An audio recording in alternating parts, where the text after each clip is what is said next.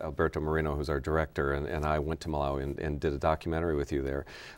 It was a little bit of a culture shock for us seeing the way this hospital works. When we talk about hospital, it's not the way that people are going to be picturing it in their heads if they've only been to a hospital in the States, is it? No, no, it is a large, sprawling, apparently chaotic undertaking, which actually is ordered, but it takes a while to appreciate the order. and we saw that they don't have nurses the way we have nurses. A lot of family members involved in the actual caretaking of the patients. The nurses are really there to take the vital signs, check temperatures, and give out meds.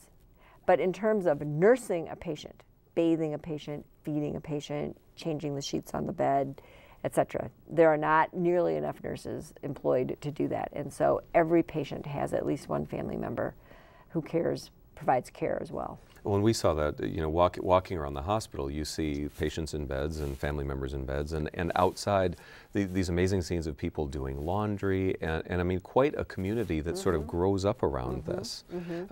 Is that the sort of thing is it terrific, or do you wish that hospitals there were the way they are here? Oh, I think it's terrific, and I think that it's greatly to the patient's benefit to have friends and family around them all the time. I don't know, it would seem odd to me now, I think, to be in a hospital in the U.S. when everybody goes away after visiting hours and the patient is left to their own devices. I know as we're talking about these things, and I would think some people watching this are going to think, boy, they're talking about kids who are very sick, many of whom don't make it, or at least some of whom don't make it. But as we're talking, you're thinking about this and smiling. Where does that come from, your ability to think about these things and find such hope? The Malawians themselves are amazingly cheerful, given the duress under which they're operating. So that's infectious, their goodwill and their cheer. And actually, you know, 80% of the kids with malaria survive and do fine. And each of those is a cause for celebration.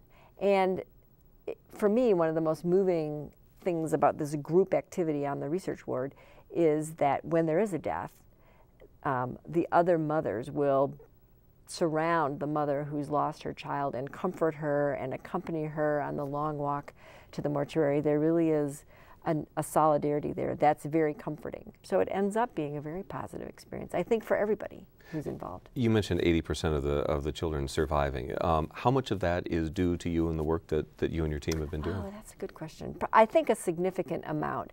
There are a number of junctures in the evolution of a case of malaria where you need to be on the spot and react. It's not that we're doing anything highly sophisticated. It's that we're staffed and we're aware and we can do the right blood test quickly enough to determine, yes, a blood transfusion is needed now, or this kid has low blood sugar and needs an intravenous infusion of glucose now. And to be able to respond quickly to those important events is what makes the difference. It's not that we have, you know, special skills or knowledge. It's just that we know what to look for and we have the wherewithal to respond when we find something that's gone awry. You talk about stepping at those moments when the kids really need the help. A lot of these children don't get to you until it's pretty bad for a host of reasons, including that the families they all sort of have to go. They don't have somebody to take care of their home and things like that. Right. No, and I feel for the moms because there's no way to know that this is the big one in terms of a malaria illness for a child.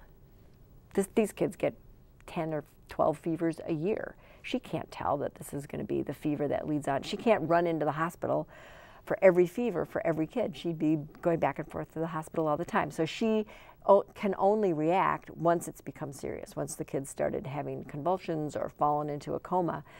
Then it's imperative to get to the hospital as fast as possible. So you're right, there's an inevitable delay between when the disease becomes serious and when the child reaches a point where there can be an intervention. And again, this is Malawi, not Cleveland, where people can't just pile into the minivan and run these kids down the road to the hospital. And there's no 911, there's no ambulance service to bring them either.